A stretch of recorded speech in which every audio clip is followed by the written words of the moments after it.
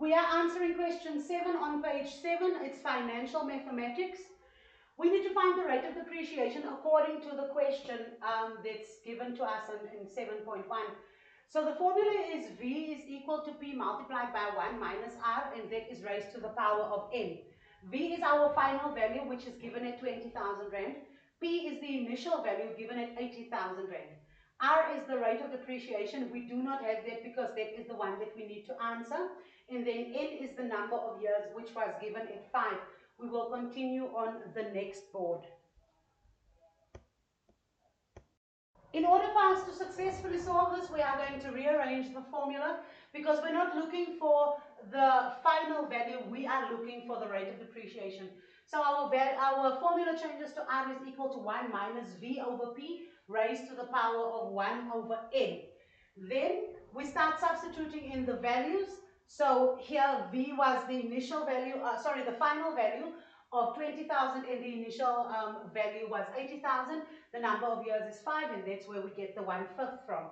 I solved the bracket first, where we had 20,000 divided by 80,000, leaving us with 0.25 raised to the power of 5.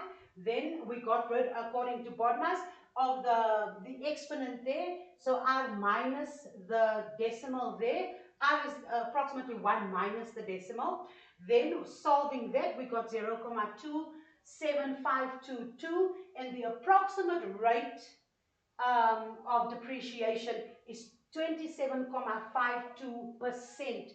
And the reason why we cannot leave it in that form is because we were asked to solve the percentage.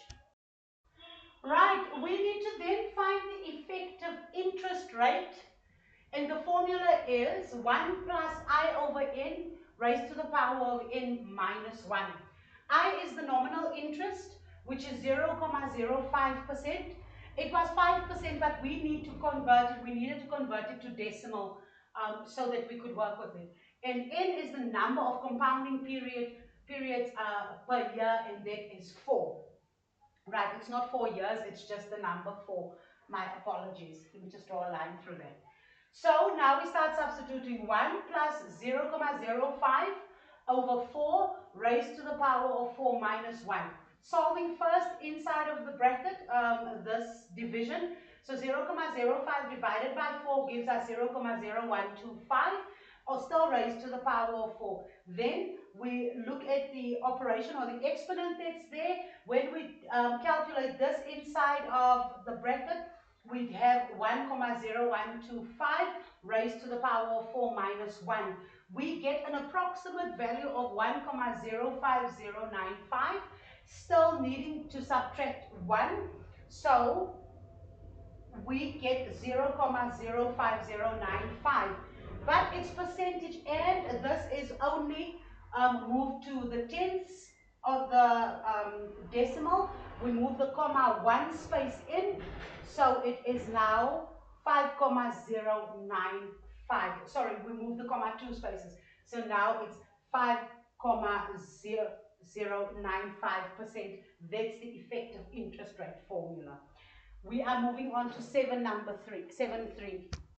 7.3 requires of us to get the investment value for the first 2 years at 12% per annum, and it is compounded, and then we need to, for the next 4 years at 10.8% compounded semi-annually. But let's deal with the first 2 years. Right, so our formula is A is equal to P multiplied by 1 plus I over N raised to the power of NT. Right, so P is still our initial value. I is the interest that we are given. N is the number of years, and then raised to the N, which is the number of years, plus the multiplied by the time. Right, so we're substituting in the question paper. You will see all of the specifications given. So now we start substituting. A is equal to 30,000 multiplied by 1 plus 0.12. Please remember that when you have percentage, you need to convert it to decimal form so that it makes sense when you calculate it. Over 12 multiplied by the period is, The percentage is 12 times 2, or actually the exponent, sorry, the exponent is 12 times 2. So A is equal to 30,000 multiplied by 1 plus, I solved 0,12 divided by 12.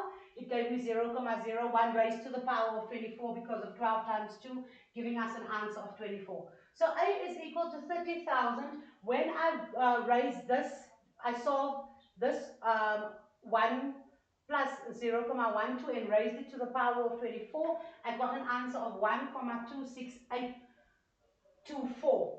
Then 30,000 multiplied by that decimal number gives us 38,047 Rand and 20 cents. But this is only for the first 2 years.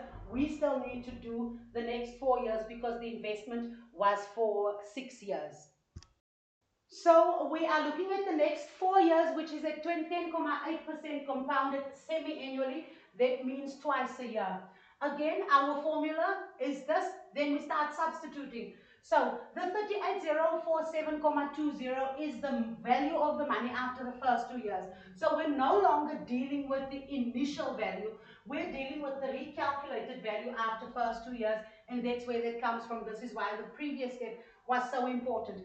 We're going to substitute in here 1 plus 10,8 over 2, and then 4 times 2.